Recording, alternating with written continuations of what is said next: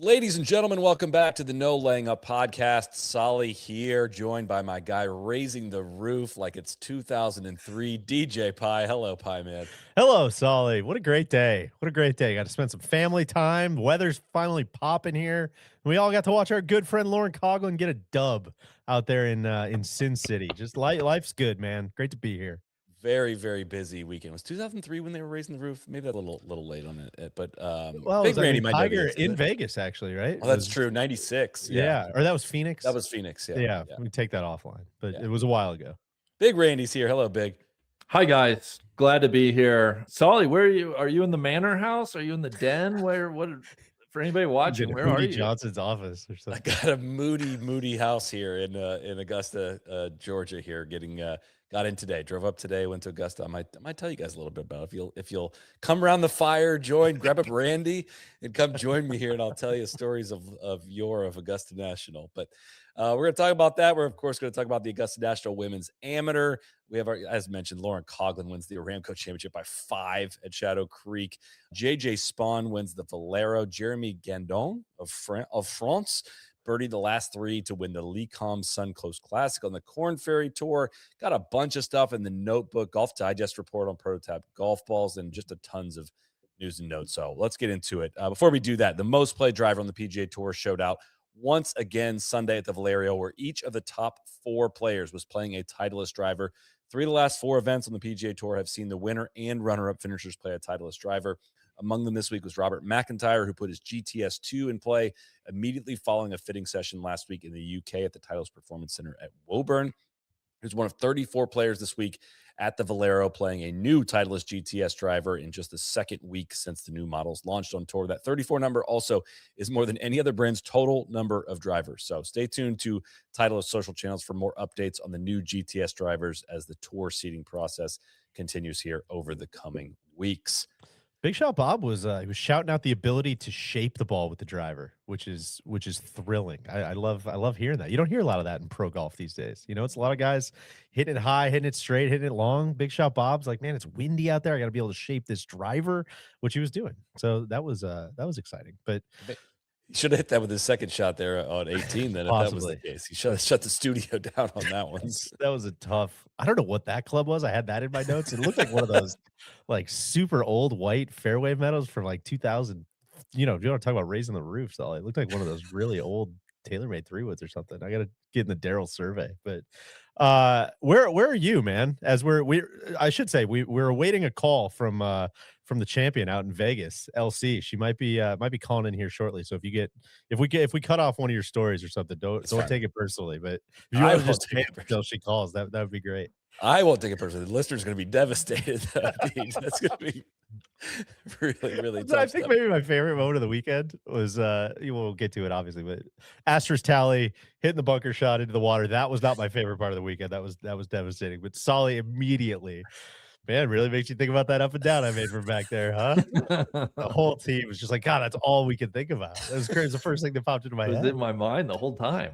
It was varying degrees. Sold her that one, Soly. I know. It was varying degrees of difficulty, though. You know, it's kind of incomparable because if you remember, I was actually in the harder bunker. Right, so exactly. Not totally. 100%. Level. Oh, wow. I think is my story getting interrupted already? Yeah, we're already interrupting your preempted. Story, we're already preempted. LC, we asked Soly to just vamp, but we're gonna cut him off. Congratulations! Thank you, guys. How about that? How about that? How hard? All right, how hard's that golf course? It's so hard. I mean, there's just like clubs where it's just like, okay, well, I can't hit it anything else but this club, but it's probably not going to stay on the green. But hitting it in that part of not on the green is the best. So that's where we're going. I can at least make bogey from there. So it's a hard golf course, but you love it, clearly. I mean, what is it about this place that you know you just tend to go apeshit on? I think you not only you can't just fire at things. You have to like be really particular about where you're hitting stuff and using slopes and things like that. So it's not like, oh, I just aim at the pin. Like there's some holes I'm aiming like 30 yards left of the pin trying to hit a slope. And so I don't think a lot of girls are used to having to do that. Given like that we don't play typically this firm of golf courses all that often. And so I think that's part of it. But I don't know. I feel like I see the greens really well too. Like I've putted really well the last year as well, and I made a ton of putts this week. So I don't know. Just seems to just suit my game pretty good though. For sure. Just to follow up on that, Karen Stupples on the telecast said the setup this week was as hard as any major venue in recent memory. I mean, I would imagine you maybe agree with that. What, besides the firmness, is there anything else that really plays into how difficult Shadow Creek is? Yeah, I think again, it's just like around the greens, there's so much slope and there's so much slope on the greens that if you get in the wrong side of something, it's so hard to even just make bogey. And I think that's, I mean, I just think it's like you're gonna miss greens. It's just like not like where weeks where like, oh, you know, you can hit 17 greens this week or 18 greens. It's like you're gonna miss a lot of greens and you have to miss in the right spots. And if you don't do that, and I think that's very much like what a major is, like you have to know where to miss and miss appropriately, and then also get it up and down, which I feel like I did a good job of too this week. Is it hard playing? I mean, you'd rather be more shots ahead than behind, but is it a little bit hard playing golf with that big of a lead? Is it kind of unavoidable thinking about like, oh, I just got to not screw this? Is that what, like, take me where your mindset actually is? It probably not, because you still won by 5. I think it definitely creeped in, but I think I didn't really know where I was. There's like no scoreboards really until you get to 9. And so I had no idea like what anybody else was doing. Obviously, I really only knew what Nelly was doing. And so once I got to 9 and realized, oh, I got like a 6-shot lead right now, that's when I was like, okay, not that I'm going to play non-aggressive, but it's just like, not that I'm going to change my game plan, because that's clearly what got me there. But yeah, I mean, I'm going to like laying up on 18. Like I probably wouldn't have laid up on 18 if I really needed like eagle or something, but it's just, there was no point, and I was kind of between clubs, and it's just like, why do that? Why put that stress? LC, you this is your first win since gosh, going back to 2004, yeah? What 2000. what 2024. 2024. Sorry. Yeah. First win in the U.S. though in a while. First win in the US. Yeah. Yep. Did anything feel different this week? Did you feel like the game was trending? Like, I know it hasn't quite been the end of last season and the beginning of this season that you wanted. What was different about this week? I think last week I actually played like extremely well tee to green. I was trying another putter for the last 2 weeks. I was trying one of the ping onset putters just to see if I could kind of help with my like pull that I tend to have. And I finally was just like, God, I just like can't look at this thing. Luckily I had brought my old putter back with me just in case. And it was like, oh, this thing looks so good when I look down at it. But I think that was really the only thing that was missing. It's like I was testing out some different stuff to kind of start the year. Like I put in new iron shafts. I was kind of testing out some driver shafts, and I ended up putting my old driver shaft in last week, and that finally started going really good last week. And so I felt like the pieces were coming together, even if it didn't necessarily like show the last couple weeks. I knew the irons were really good, and so last week was figuring out the driver, and so like this week was figuring out the putting, and it was as easy as just switching back to my old putter. Lauren, maybe this is, I've been watching a lot of the Masters recap stuff from last year and hearing Rory talk a ton about Bob Rotella. And I don't know if we've talked to you, at least like not publicly, about working with him and what that's like. But hearing Rory talk about him, Yeah, he texted me last night. Hearing you talk about him kind of privately, I'm just, first of all, I'm like, what's that like? And second of all, I'm like, why is everybody not calling this guy? Like everybody. It just seems like a no-brainer. But what's it like working with him? I mean, Bob's great. He's got amazing stories. I mean, name a top PGA Tour player, and he's probably worked with them at some point, if he's not still working with them currently. So he just has so much wealth of knowledge, and he's just easy to talk to. I've been pretty fortunate that he lives where I live in Virginia, and so I literally just like go play golf with him. That's all I ever really do, and we just like talk about stuff. And if I really, really need anything, like I give him a call.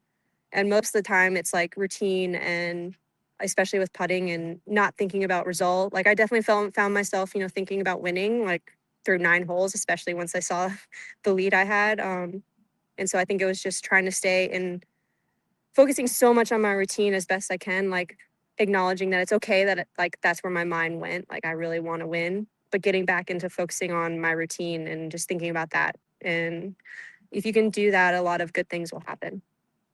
LC, I think like I am dead ass serious. I consider this a major victory. I like the venue, not? the setup, The the field. leaderboard. Like I think it's more impressive than virtually every Chevron that's been contested. Except for the one you almost won. That was a really great job. Except for that, yeah, that would have counted for sure.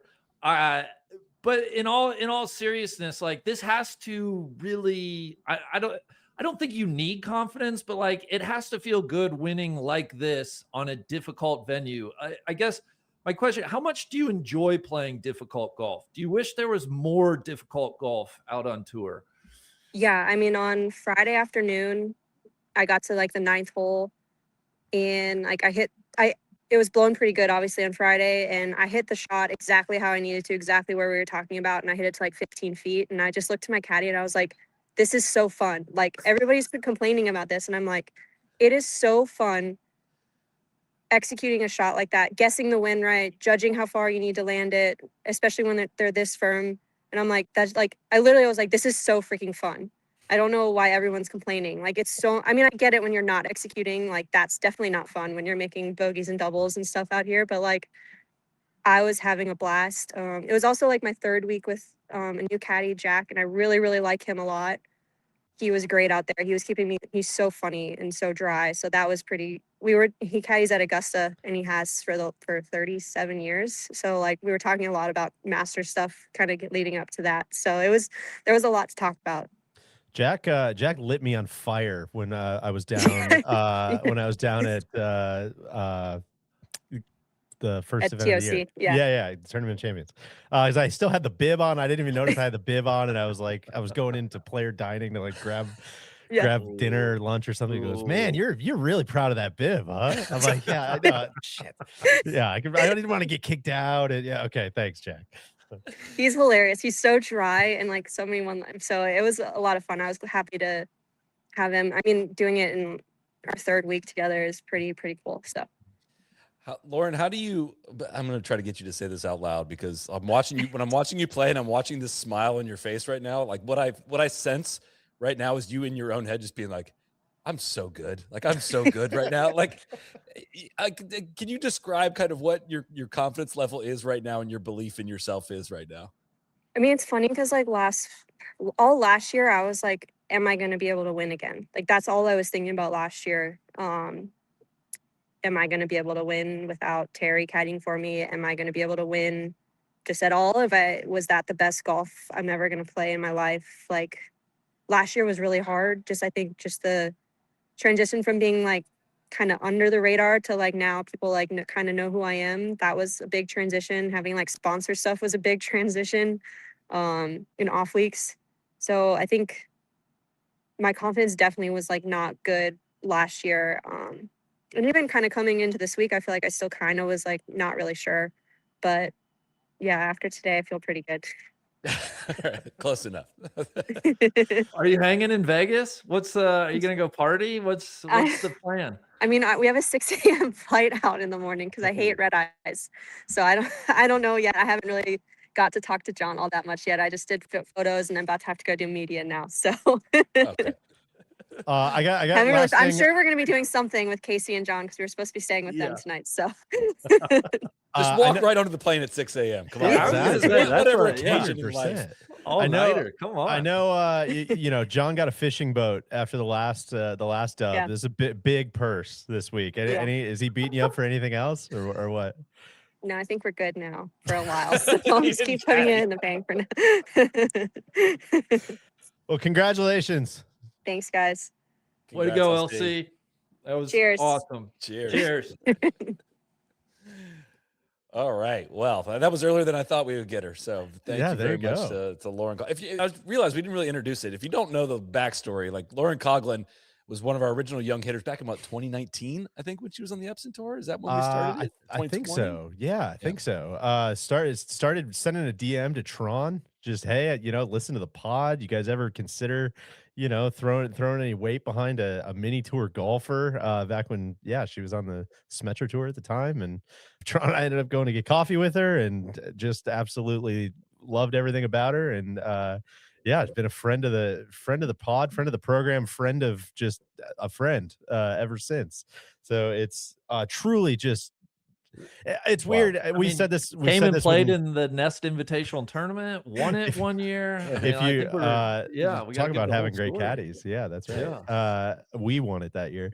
If you're ever curious about Lauren's towel that she's got, the kind of like NLU towel with the like sort of day glow logos on it. Yeah, that's from that NIT, which is always makes me smile. But it's funny, man. We've said this a lot, like when Max wins or other people like that. It's weird how normal it feels.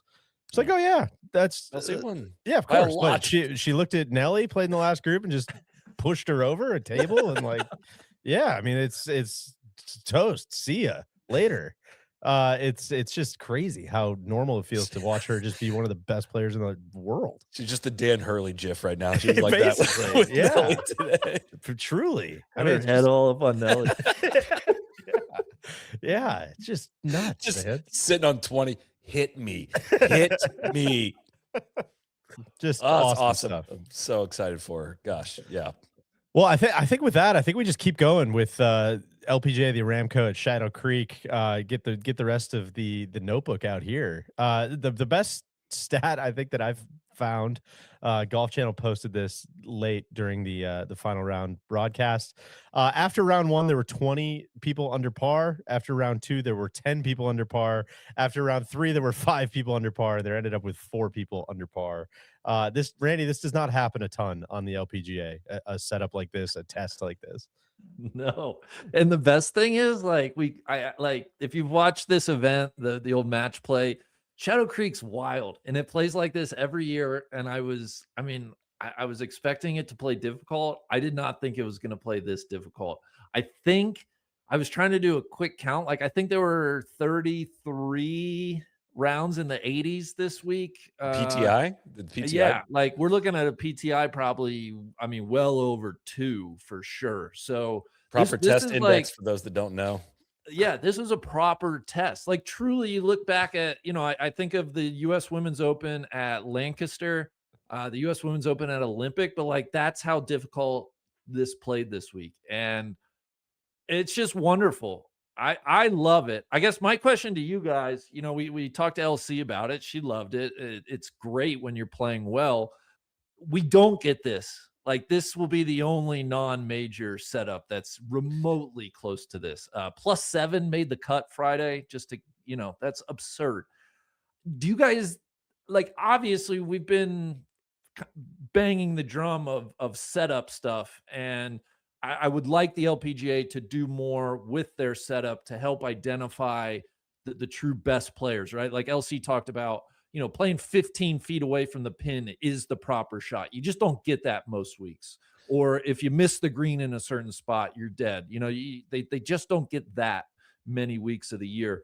Having said that, Shadow Creek is kind of one extreme, but this is the type of golf I like. Like I have no problems watching, good shots get rewarded with birdies, and then, you can make a double bogey pretty easily out there.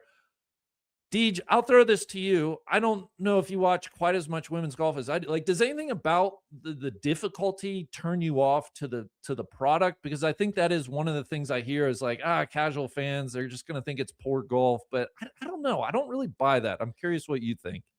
This is sort of building the plane as we're flying it take here. But I would say what would get me a women's golf, like mostly casual fan, to tune in is golf course first and foremost. Usually, if it's a course that I really want to see, like, and that has to do with a certain playing style.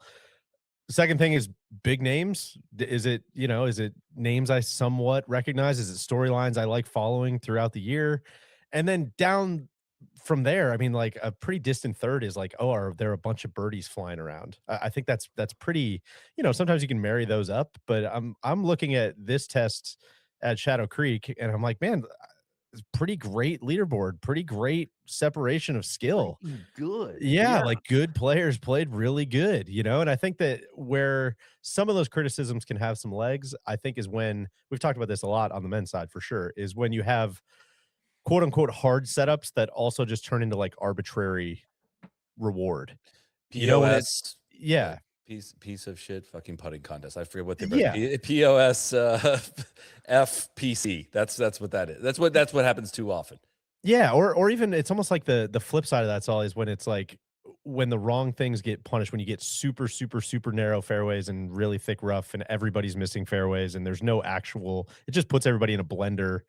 And it's like, let's just kind of see who randomly plays well is not the same as what we watched at Shadow Creek, which I think was a real test of golf where the good players played good, you know? And so I don't know.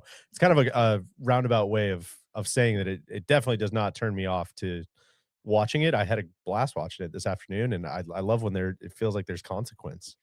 It would have been a really interesting tournament without Lauren. I mean, I know. that's the thing with some of these hard Yeah. setups, though, is like there was so much you did not know what was going to happen. I mean, look, Lauren had a big lead early in the week, and it kind of was drifting a little bit yesterday on Saturday, and it was just like, dude, it could go any which way for her today. And by the time I got off the course at Augusta today, she had a 6-shot lead. I was like, whoa! I knew all options were on the table here, but I did not expect that one of all things to come in and check my phone. And but that kind of variability is what you're looking for. What happens too often on the LPGA Tour, Randy, and on the PGA Tour for that matter, is mistake made. Oh, that's okay. He or she is fine there, and they'll probably figure out a way to par. But it was like if you made a mistake at any point of any hole, you had to make an excellent shot to recover and make par. And you could hit 2 excellent shots and make a birdie and drain a putt, but it puts so much more of a test on so many other aspects of your game than just like mid-range putting, which is just like what the broadcast defaults to showing on repeat, and it lulls you to sleep on men's or women's side. So making it work backwards of putting all the so much shot value in individual shots, and just like watching like Leon McGuire and LC play the 18th hole yesterday, where McGuire's coming in with a hybrid, LC's coming in with mid to short iron there into 18, and it's a different test of skill. Like LC has a distance advantage, and she was able to flex it on that hole, but you better be accurate at Shadow Creek as well. It was a really good test, and I know the major championship months are kind of all played during hot, the majors that move around, U.S. Open and PGA are not good times to go to Vegas for major championships. So I don't think Shadow Creek's going to elevate into that, but they've got a hit event here, having a stroke play event at this golf course, and I hope it's there for a long time. And Randy, to finish this thought, a very good reason to believe the new leadership of the LPGA Tour is quite pleased and is seeking out this kind of test, and know that I think people will want this out of the LPGA product. Yeah. Just to serve as a quick down the leaderboard, let me just read you the top 20 is just like, these are now it's not every world-class golfer, but there are no fakers really, right? Obviously LC, Leona Maguire, you mentioned, tied for second with Nelly. Miyu Yamashita, major winner. Akia Iwai was tied for 5th. Ronning Yin shot 67 today, round of the day. Like, holy shit, she's a major winner. She's tied for 7th. Even somebody like Carlotta Saganda, great ball striker. She's tied for 9th. Nasa Hataoka tied for 9th. Lydia Ko, Allison Corpuz tied for 11th. Hyojo Kim, who was looking for her 3rd straight win this week, undone by a Saturday 79, but she's tied for 13th. Charlie Hall's tied for 15th. Angel Yin loves difficult golf. She's tied for 15th. And I'm glad to see Gino Titacombe tied for 17th. This was kind of another week where it's like, Gino, we got to see a little something to beat that dome golfer rap. So I love it, because I look down the top of this leaderboard and I'm like, there's real ball strikers. Nobody's faking their way around Shadow Creek for 4 days. So obviously not every week's going to be Shadow Creek, but getting these golf courses a little bit more firm, getting the greens a little bit more firm, not making it target practice. I think it is a better television product, especially when you mix in some of the enhancements that we see with the Golf Channel product, more tracers, more, drones, a little better cameras. Like it's all building to a better broadcast. So I am excited about that. I think, Soly, building on what you said too, one of the things I found interesting about today, and I think dovetails with this conversation, is yes, Lauren made it boring at times, but also because it's Shadow Creek, it wasn't boring. Yeah, it's like there were a lot of times I waited forever to tweet because I was so nervous to jinx it. As a big Lauren fan, I'm kind of like, 5 is 5's great. I would love if it was like 9 or 10 though, because I'm seeing what Nana Kurtz Madsen's doing out there, and I'm seeing like, HJ Kim shooting 79. Yes, okay. This like it can get out of hand quickly here too, and so I mean the dream is you find, I think the dream for TV, Randy, is like you find. This is such an obvious statement, I know, but you go to like the ANWA where you do have both, right? Where you do have like the dividing line is so like defined, and also you can make birdies and also you can make triples, and like that's I think the ultimate dream. But if I got to miss on one side, if it's kind of either Shadow Creek or it's pro-am style, everybody's making The birdies. wild horse that we saw last week. The horse, yeah. I got a kick out of and actually I'd ask you guys, because I think it's an interesting question. I loved, Soly, your question last week. Who won? Did the field win or did the golf course win? I feel like LC might have won, but I think Shadow Creek beat everybody else. Yeah. Yeah. That seems right. I will say LPGA Tour's got to be a little bit better prepared for setups this tough in terms of pace of play. And For sure. there were some major backups, especially on Saturday, 4-group weight, I think, when they got to the 13th hole, something like that.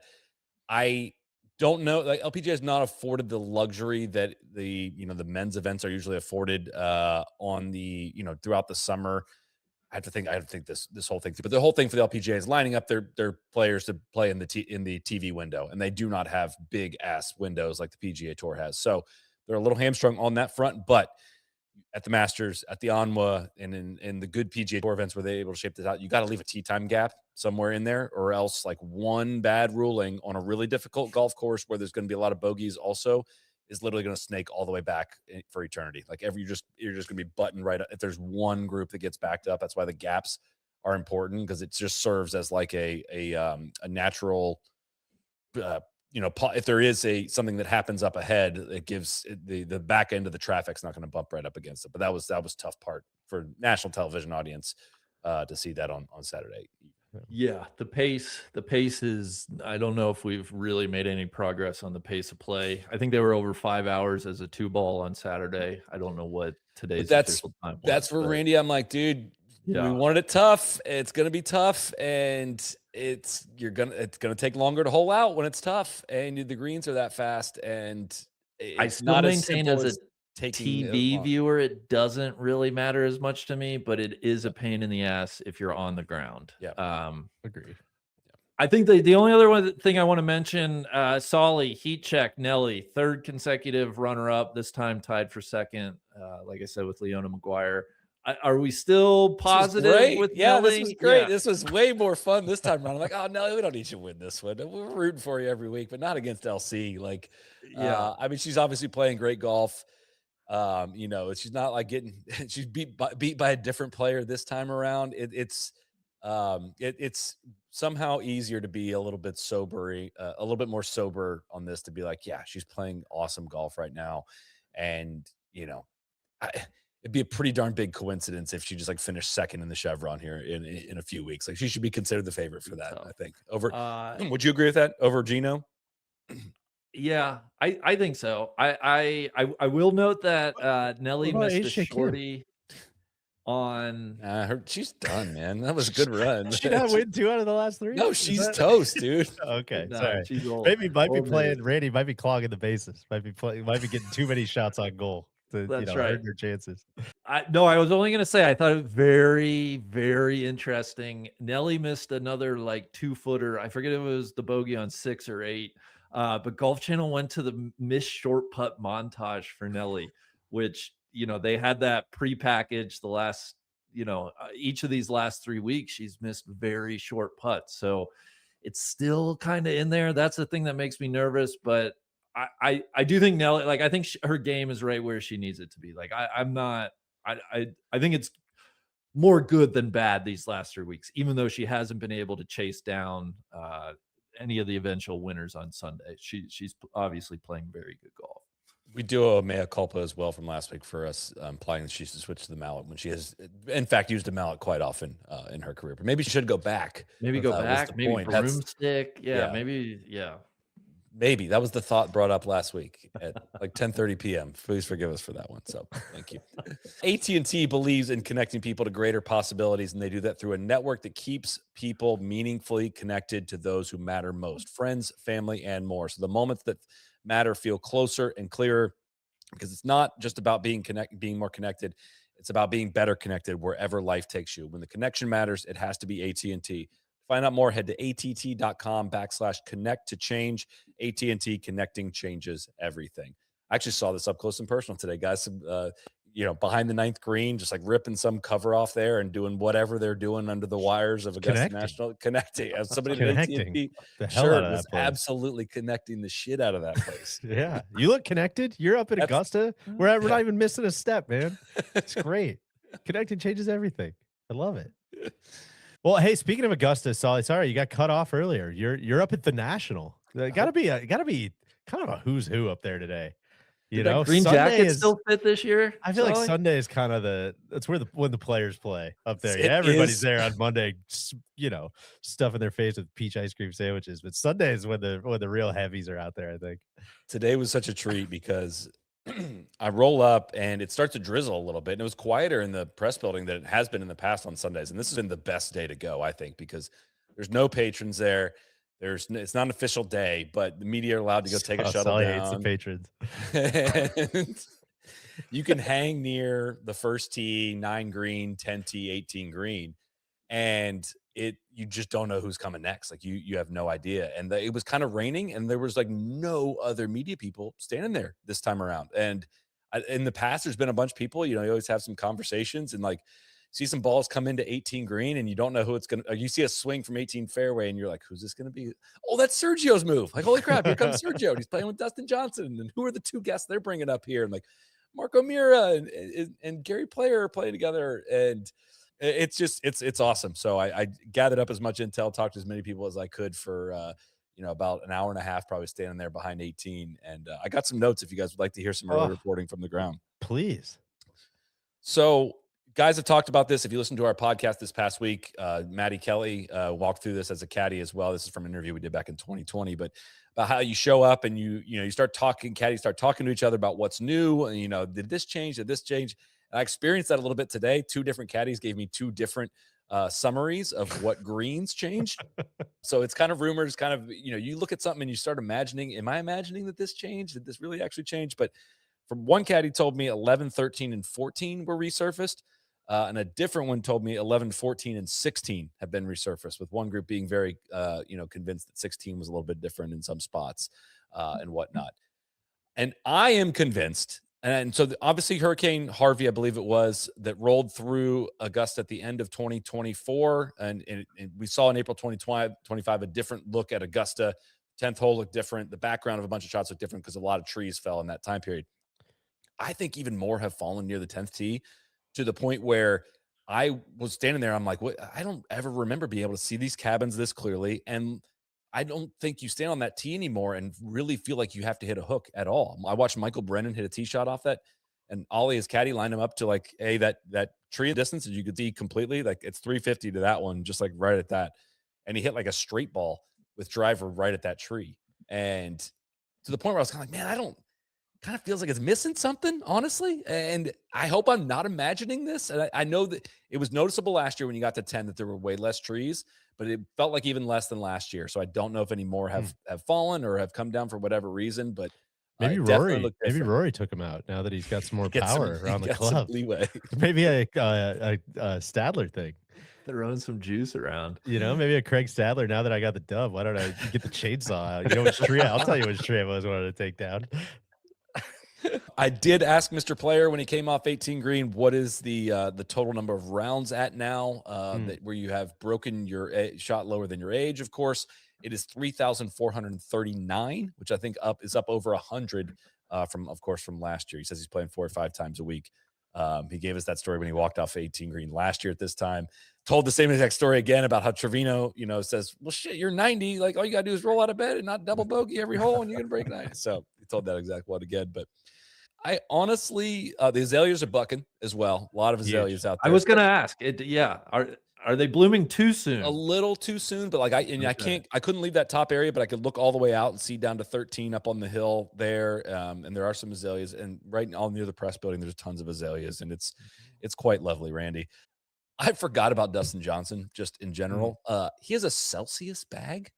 Sure. Cool. Again, don't know Kind if of we flexing on TC. and When he got dosed out in Nebraska, couldn't stop shaking the ball. So kind he of had thought that was Celsius. Tiger Space being in the energy drink bag. But anyways, I see a group coming up 18, and I see what looks like a very professional looking golf swing miss into the bunker right on 18. And I was like, oh, that's pretty poor shot. I wonder who missed that one. Walk up, it's Rory. And I was like, oh, that should look pretty familiar. I've seen you do that. We know what that shot's all about. On 18. And his dad is coming up as well. This was publicized. They were, as a Masters champion, he can host people on the Sunday before the Masters now. And Jerry hits it left of 18 green. He's like behind the ropes, and hit a tough pitch, and hits it down there to about 6 feet. And as he gets ready to line up the putt, he says, I'm gonna make sure I get this right. He said, I'm gonna hold this one, and I'm gonna go down to my knees. Come pick me up, Harry. As he lines up to hit the putt, and he drains it, and like everybody went nuts and applauded, and big hug there. And it was just, I don't know, if you haven't seen Rory talking about every hole of the final round and we'll talk about this probably at the end of the show as well, but you haven't watched that. And that, like, first of all, it's an incredible piece of content for a variety of reasons, but it just do that instead of listening to this pod. 100%. Yeah, 37 minutes. We got your download. That counts. But just like, I don't know, man, you just view like you could be a pretty, I wrote up a tweet on it and I posted it. I'm like, yeah, that's kind of corny. I'm like, yeah, it's corny, but like, this is like a father and son after the years of torment he's had about trying to win this tournament, and they get to play their first round. Like Rory has said this week, he anticipates enjoying the Masters a lot more than he ever has now. They're just about this cloud hanging over him, and like them getting Harry there as well. Jimmy Dunn and Michael Walrath were there as well. And I don't know, just looked like a really fun, special day out there for that group. And they were jovial coming off 18 green. I talked to all of them for a little while. It was great. So. I think we just talk about that now. So the video that the Masters put out was outstanding. I also watched the Rory documentary, the one that he kind of co-produced with his production company on Amazon Prime. The two are very starkly different from each other, but both really solid, very, very additive watches. Some of the documentary, as you might expect, is turned up.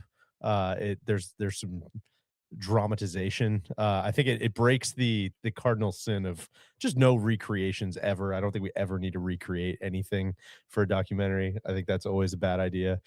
But other than that, I'm like, man, what? I just had a smile on my face like the whole time watching it. And wait, what were they recreating? As somebody that hasn't watched it yet, like was it CGI or what? Are you no. Rory's the thrust of the piece. Shout out to Bob Rotella. A lot of burn in this episode. The thrust of the doc is kind of Rory's like, what are you going to do differently this time? You've tried and failed so many times at Augusta. And he's like, well, I'm going to just create my own. I'm going to create my own universe out there. I'm just going to be in my own world. He said a lot of those quotes after he won, and has said a lot of them over the last year. And, I'm just going to put the blinders on, do my own thing. And so they kind of would fade into these shots where they went back out to Augusta. They went back left of 15 and had him recreate the hook, and then back to the first tee and back to the AT&T. And so occasionally they'd be like, he's in his own world. Do you get it? Not that big of a deal. I didn't mean to double click on that hard. Just, sorry, you got me excited there with some maybe some graphics or no. I wait. No, they weren't using Nano Banana to do some AI recreations, although I'm sure others have. Soly, the reason for all of this is I was thinking the same thing as you, but where in my head I'm just like, oh man, am I being too like cheesy about this? What? And I'm like, fuck that, man. If you can't if you can't be cheesy about this, like, I don't know what else you can. If you are like cynical about this stuff at all, like, God, you're just spending too much time on the internet and just like I just playing the wrong game. I had such a smile the whole time watching him recreate, talking to listen to him talk about the shot on 17, listen to him talk about the shot on 7 with Harry, how much he didn't want him to hit it. And I see a window, like, give me all of that stuff, man. It was so good. I would say if you this is directed to myself as well. If you start to feel any cynicism towards that, you need to just take in less content. Yeah, right? Because like I get 100%. there's a shitload about the Masters. Like it is very possible to OD on Masters stuff. I'm pretty close heading into this week, but the one with Augusta, I thought was one of the greatest pieces of content, golf content That's I've ever awesome. seen in terms of like what makes Rory special, what makes him so endearing to a lot of people. I would include myself in that group is the vulnerability of so much stuff. And it's not just the personal stuff. Like I just can't ever imagine Tiger getting up there and specifically describing multiple tee shots being uncomfortable for him and like why it went wrong on 14, why it went wrong on 17. And I remember Tiger hit this shot in 2019 and he walks you through the exact emotion. We've heard him describe the shot into 13, what went wrong there, being on the upslope, but he talks about all the things that made him uncomfortable. And then how when he gets behind, all of a sudden he gets back into go mode. It's like, oh my God. And he goes, I was thinking about the shot into 16 all day long because it was such an uncomfortable shot for me. It was a bad number. And I'm like, dude, that's what it looks like when I'm watching. Like all of the emotions of how I imagined it to be like, he is confirming all of that and just makes you feel present for that entire ride. And he, was crying at the end, talking about what it was like to share that moment with Harry on the final green. And it is a lot of Rory content coming in on this, but like reliving it through that lens was really, really special. And the Amazon documentary was really special of like just understanding the the Masters one. It was about 2025. It wasn't about the past. And the Amazon one was about the past. It was about the struggle to get this thing done and over the line. And really, it is a lot right now, but it is really good complementary pieces and something I enjoyed leading up into this. So I wish, sorry, last thing on Film Corner here, but I wish they were a little more complimentary. There were a lot of redundancy, just kind of going through and talking about each thing. And here's what happened on 9, and here's what happened on 18, and here's what happened on 13, and here's what, like, there was a lot of that stuff where there's the only thing I kind of bumped on, and I kind of thought this going in probably, but it's great. Like Rory co-producing it is obviously you get access to him like you're never, ever, ever going to get if he's not co-producing it. But there's also a lot of stuff that he's telling you that almost weirdly, like it's just so hard for him to convey the gravity of what everybody is feeling in that moment, where it ends up feeling like a lot of telling instead of showing. And even though he's telling it 100% genuinely, even though he has very genuine tears in his eyes, even though he genuinely is like expressing exactly what he's doing everything he can to express exactly what he's feeling, the things that like made me tear up is watching all the people at Hollywood Golf Club and watching all the people like around the greens and I'm like, man, the doc should have been a little more about like what Rory means to everybody else. Cause like, that's, I think, the thing that made this so unique. And there was little glimmers of it, but they didn't really go super duper hard on just like, no, Rory's everybody's, well, maybe not everybody's anymore, since the live stuff kind of popped off, but for most golf fans, like Rory is their guy. And that's what I will think about like for the 2025 Masters. It's just like, oh my God, my guy did it. And that's why I almost, who knows how much visibility they have kind of between the two things, but it's like the Augusta piece is Rory recounting everything. And I almost would have preferred a doc that was a little bit more, kind of about fans, but that's just my 2 cents. You should watch both. They're both really good. yes. Yeah. Randy, did you see the CBS, the Golf on CBS trailer for the Nance thing that's coming out? Because that I thought was a different kettle of fish. Yeah. I wish I believe there's a third. I wish I could Rory retrospective coming out, and it's it was tough. Just the promotional trailer was the dumbest thing I've ever seen. Like ever. Like if you don't have to watch it, like whatever you're picturing, it's worse. It is worse. It's just I'm sure the actual piece will be fine. The actual piece will be fine, but this the is commercial not a comment for on the piece. Yeah. I was like, man, this whatever you spent on this, just fuck. Can we maybe just get another drone or something for the week? Vision was that? That's tough. So many questions. Yeah, it's like a guy and a girl walking into a movie theater, and he's like hyping it up. She thinks they're gonna go see a movie, but he's just describing Rory winning the Masters, and that's what they're gonna go watch. Is it scary? Sometimes at times. Is it a drama?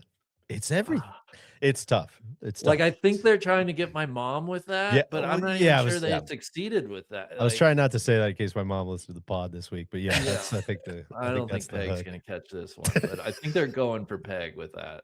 Peg turned it off to go watch the Rory video after we made that call. Anyway, Solly, Solly, what were we talking about? Give me Last- the last word, Solly. I Last had a thing. question real Yeah. quick, Solly. Yeah. Was today the drive, chip, and putt? Did you get up there in time? for No, any of that? I got up mid-afternoon. I did Easter Okay. at home this morning, big, but no, Okay. I got up. Yeah, I regret to inform I did miss the drive, chip, and putt, but it is. I mean, I do love that Sunday, man. Just going and it's the only, I watched like Tom Watson come up and just like he's got an Open Championship bag, like it's the Open is like his sponsor of his bag, I guess. And just like see him reach into the bag and like pull out cash for a caddy and give it to him right behind 18, and then just like it's hard to describe how empty it is. I mean, it's just like I'm sitting there. You can't take pictures, right? And you're just watching Tom Watson walk under the oak tree at a guy. I mean, he's starting to look older. Of course, he is older now, and you're just like, it's such a unique. I mean, this is not a new take here that you can't bring your phones into Augusta and take photos, but like, it's such a unique one of one place of just like I'm watching a legend of the game walk around a place where he's won green jackets and he's walking by himself right now. And this is just a memory. It's going to be in my head. I can't take a photo of this. And I just a very bizarre place to be on a Sunday evening, but it's weirdly peaceful. So Yeah. That's great. That Yeah. sounds, Who that sounds was like the a very hell of a way first to shot spend you a day. saw? Harris English, I think, was the first one. He flushed. He Will actually you be- didn't flush it. He did not flush it in 9. Came up short on 9, but I watched it hit some chips, and I can report very good thudding going on around those greens with some chips and approach shots coming into them right now. Very good thud. Even with it was drizzling out there, but it just wasn't the kind of rain that was going to soak the greens or put them behind schedule in any way. I think they're in very, very, very good control of the golf course and the greens as of today. So Hell yeah.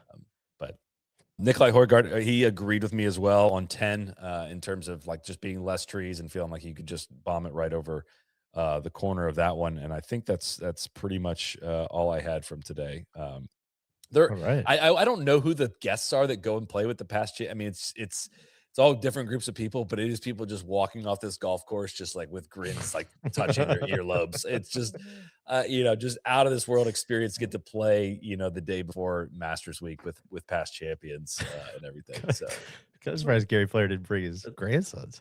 I thought I was going to ask him about that, but I didn't want him to get him worked up. He was in such a good mood as well. So he didn't eat any grass this year, unfortunately. But That you saw. Yeah. yeah, it's true.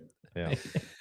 But at the ANWA on Saturday, which feels like a long, long time ago now, Asterisk Tally took a one-shot lead into Augusta National over, I hope I get this right, Maya Ortengren. I had that ready, I think. or Tengren. I had it ready yesterday, and I knew I was going to choke. And Maria Jose Marin.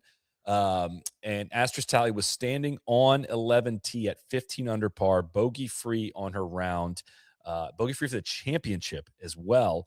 Made a 5 on 11. Hits into the back left bunker on 12. Hits it in the back left azaleas and trickles into the back left bunker. It's true. It was not close. It's kind of offsetting crownings because Maria had one Fred Couples up on the front bank, and then Asterisk had one bang out of the azalea. So the crowning's offset. Hits it in there, but it's a little on the down slope, and then proceeds to hit it into Rays Creek. I think she panicked a little bit. She dropped. They were predicting before she even dropped it that it was going to plug if she dropped. I think Bones mentioned that. It did kind of nestle in its own spot, hits another one into Rays Creek, has to go then across the bridge to the other side to hit on. Eventually made 7, finished in a tie for 4th. Maria Jose Marin would go on to win the Colombian Golfer, wins by 4 shots in a remarkably impressive final round. Had a little nervy issue there on the 15th hole, but she would then proceed to birdie 16 and removed all suspense down the stretch. Shot 68 on the day, finished 14 under, won by 4 shots over Andrea Revuelta. What's your guys' lasting memory though of the 2026 ANWA? God, I think it's how mopey Asterisk Tally was just down the stretch. And that I really am not throwing shade. Like, she's a 17-year-old, but I think one of my favorite things about this event is these kids, and most of them are kids. I feel comfortable saying that. Like, they do wear their emotions on their sleeve like that. And so you just knew exactly what she was thinking, and it was a little tough to watch, but it's also like, this is a formative moment for her, and this is a big competition. So and no shade to Maria Jose Marin, like super worthy champion, Respect played your career. unbelievable golf. Nobody respects her career more than I do. But I feel like this was more about asterisks and not getting it done. It felt like to me, at least on like through hole 12, and then the rest of the way, it was really just a coronation for Maria Jose. Yeah, devastating. Just a devastating 5 minutes of TV there, but also kind of can't look away. And it's kind of exactly why you go to Augusta National and things start moving quickly. And oh my God, she's dropping there. And oh my God, it went in again. Like just a lot of all the context. All the context. We've seen it. We've seen it. That's what's funny is if this is so fucking weird, but the first thing that popped into my head was just like, oh my God, Spieth, like he's free. The curse is over. Like we're like that, whatever genie, whatever witch, like just hit him with that in 26. It's over, man. We're good. We're free. We're free. I'm really sorry for Astor's Tally. She seems great, and that's brutal. But it's kind of like what is that? The cabinet of Dr. Caligari. Like you're just gotta wear that until the next meltdown happens, I guess. But Spieth, it made me really consider putting some nuggies on Spieth this that week. is interesting. Completely freed up. I love that theory. And for those that don't know, like Astor's Tally is a star and has been a star. I mean, she's runner-up in the USAM, runner-up the US Junior in the same year. And as you mentioned, she's still just 17 years old. Absolutely bombs it. We went out and filmed some with her. Neil actually played with her out earlier about a month ago. Maybe my second lasting memory is her Icarito, all the greens. Yeah, did you guys just say Neil just played 9 holes? She just can't stop hitting it over the green, which is long left. Funny tweets. Yeah. So I think it was great things ahead for her, and why maybe hopefully is a little easier for her to take this, and lessons to be learned from it. Like I think she's going to be a massive favorite to win this thing next year. You have to assume that, assuming her game stays in place. Similar to the Rose Zhang arc, right? Yeah, like for sure. Similar meltdown, and came back and did it the next year. But with louder tools than we are used to seeing from the top junior women's players. Like absolutely bombs it. We posted a little video there just of all the high school kids just like geeking out over how far she was hitting it, and like has a chance to be a really transformative player when she makes the transition into the pro game in terms of having a wide set of skills. I would hesitate to call it complete at the moment. And I truly don't ever think I've ever critiqued anyone's professional or amateur's technique in any way on this podcast ever. Like that is not my expertise, but however,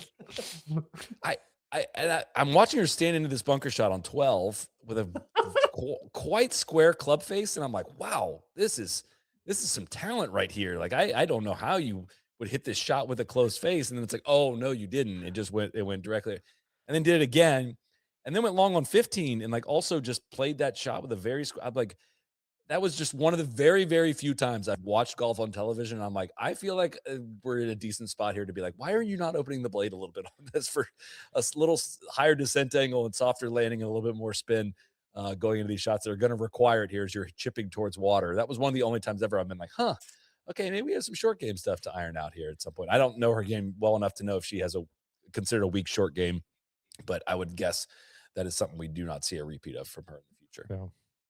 Yeah, there's a bit of a college kickers element to the ANWA, right? Where it's not everything's fully optimized. So you're watching this golf course that you have, like you said, all the context on, what every shot on every hole is all about. And you're watching, some people that are very nervous. And there was a quote going around, I think it was from Gabby Herzig's article about the Stanford women. I think it was Andrea Revelta that said it. Basically, like there were a couple different players that were both like, I would rather win the ANWA than ever win on the LPGA. Yeah, like maybe a major Revuelta. Yeah, which was just a big if true, I think, kind of moment for me. That's wild. That was very concerning to me. Very telling. I've written them off in their future years. But there is something interesting about this tournament. And like, all right, you miss out on a shot to win the Masters. Like, all right, give it a shot next year. Like if you miss out on your shot to win the ANWA, I mean, do you stay amateur man. to get another shot? Like it is a limited window to get a chance at one of these, and you graduate kind of from Augusta, and you're not, as it stands now, you're not coming back to play competitive golf here. And there's a different kind of pressure on that. So I get where you're coming from on that, man. It is a really unique tournament in that regard of like you kind of only get one or two maximum really good shots at one of these. Yeah, which I think maybe I don't know. Feels like maybe we do this every year, but I don't know if that begs the question of like, should you get more than one shot at it? You know, like, do they need to? I don't want to say need. Like, it just is always. It always that feels like it cuts both ways, and almost like the it's a shame tends to win out for me a little bit. Randy, you kind of we were talking about it. You kind of said this too, where it's like, oh, great. We get to watch Asterisk Tally like try to slay the dragon for 30 more years. Oh no, actually we don't. And it's like, yeah, that does kind of sucks. Will should be like 25 and still haunted by that mistake at Rays Creek. It's like, we're not gonna get to find out. Yeah. So I don't know if that leads to a larger discussion or if we just kind of, do that Well, every year. I had thrown something in here. This was the 7th competition. They missed the 1 year because of COVID. So seven ANWAs now. And I'm just curious how you guys think about this event. I think it's mature enough to like, is it good enough as it is? Does it need to evolve? I'm just curious what your take is on this event, I guess within the larger context, maybe of Masters Week. Is that the right way to like think about it? I guess, I don't know. Like, are they eventually going to get away from Champions Retreat? There's just a few little things where I'm like, it still kind of feels like Augusta has their cake and eats it too with this event. And I just don't, as this event gets 10 years in, I just don't know what maybe the future holds here. And I'm curious if you guys have any thoughts. It's hard, Randy. It's like it's a private club in Georgia that can do what they want, right? It's not the USGA. I think I could get up on a soapbox and be like, this is wrong. If it's like, is the governing body of the United States Golf Association is shortchanging the women in some way, right? It's their club. They can kind of do what they want. They give us, a taste of some things, and this is a positive development. This tournament, without a doubt. Like I really enjoy watching it every year. It's fun to put on Wednesday and Thursday. Champions Retreat is not Augusta National. We know that, but it's a good table setter for what you're about to get. And you watch a bunch of young, budding professional women, but they're amateurs, like go around a golf course we're very familiar with, dealing with nerves and pressure like you would never believe. And is a great appetizer for the Masters. Like it's a positive, really nice tournament. And is it perfect in that regard of like, how would I feel, honestly, if they played 3 rounds at Augusta? Like, would I be maybe a little worn out by getting to Masters Week? Like, potentially. Like, that's been the Masters model, has been to give you some, but, like, not, not overstuff you, not leave you, incapable of getting the second course down. So I'd love a women's Masters, of course. Like, who wouldn't? Like, I think that's the big elephant in the room, right? And but it's where I'm like, dude, it's not my club. It's I know. Yeah. I see what you're getting at though, for sure. And I think it's almost two different questions where it's like, is this as far as we can take it during Masters Week or as a part of the Masters Festival? And I kind of see why the answer might be yes. Right? You can only do so much. Soly, I think what you're saying is right. If it's 3 rounds here and then it's drive, chip, and putt, and then it's 3 days of practice rounds, and then it's 4 days of the Masters, like that's a lot of that's a lot of green, whatever that the Masters copyrighted Pantone is. It's a lot of that for 2 weeks. So I get that. I think it does leave me wanting a little bit on, well, man, it seemed to work somewhat okay in the fall. Like, can we do is there a chance to bookend the season a little bit and have the men in the spring and the women in the fall? That is not, like you said, Soly, it's not my place to suggest for them to do that, but like would be great to bolt the ANWA onto that as a part of, that. But then it's like you lose, all the infrastructure that comes with the Masters, and you lose Rory showing up to go watch the final round and shaking the champion's hand. Like it's a hard spot, which is where I feel like we always kind of circle back to the same place each year, where it's like, yeah, it's not perfect, but man, is it additive? Like, absolutely. And to have an event like that, say what you will, but like whether you believe this or whether it's good or whether there's a whole other, there's a lot to dig into. But like to have an event that's 7 years old where the best college players in the world are saying I'd rather win this than anything on the LPGA is fucking impressive. If that's how they feel about it, then that certainly carries a lot more weight than how I feel about it, I guess. I think I think it's a great point about the Masters week specifically. Like the main dish is Thursday to Sunday this coming week. Like obviously. I think if I were to suggest maybe one change to kind of like meet everybody in the middle, let's make Friday's round a competition round. Like let's have 2 rounds at Augusta, because I think like nothing against Maria Jose. It's one thing to go around Augusta National one time, but to like have to play the second 9 a second time under pressure, sleeping on the lead, I just introducing a little bit more of that, like weird shit can happen at Augusta National. I guess I would like, let's make it a 72 hole event, and let's play Friday and Saturday of competition rounds. Would be like, maybe we could get there at least. Yeah. But yeah, I doubt they'll change at this point. But I don't think anything's gonna happen, but I can dream. Yeah. I want to give a shout out to our friends at Arccos, the official game tracker of the PGA Tour, smartest platform in golf. We have an upcoming tournament, as you just mentioned. There was just a tournament at Augusta. There's going to be one coming up right here.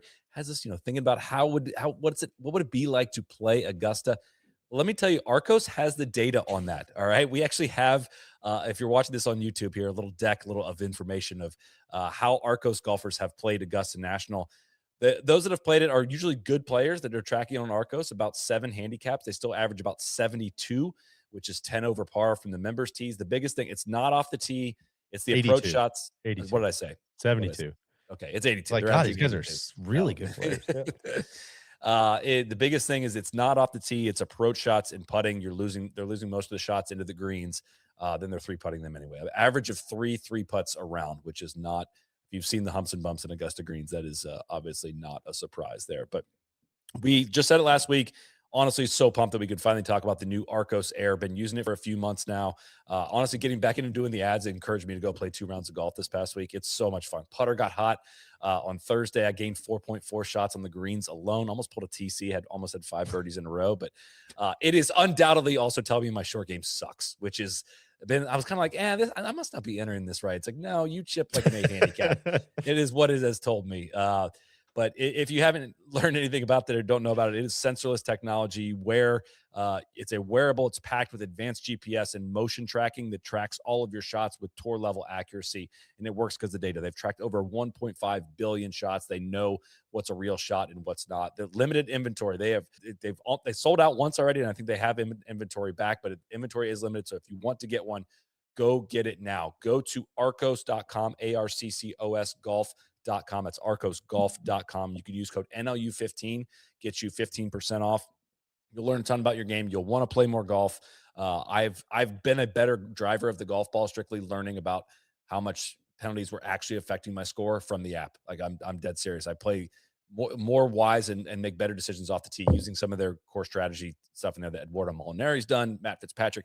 It's a great product. arccosgolf.com, NLU15 for 15% off. I'm one of those people, Soly. Every time we do one of these reads, I'm like, God, come on, weather. Come on, man. Come on, dog. I want to go start measuring stuff. See where we're at. I'm excited. It's gonna tell me I'm like a 16 handicap something, and I don't know. That's exciting. Like, what am I actually like horrible at? I want to know Mentally, your you can't be dialed.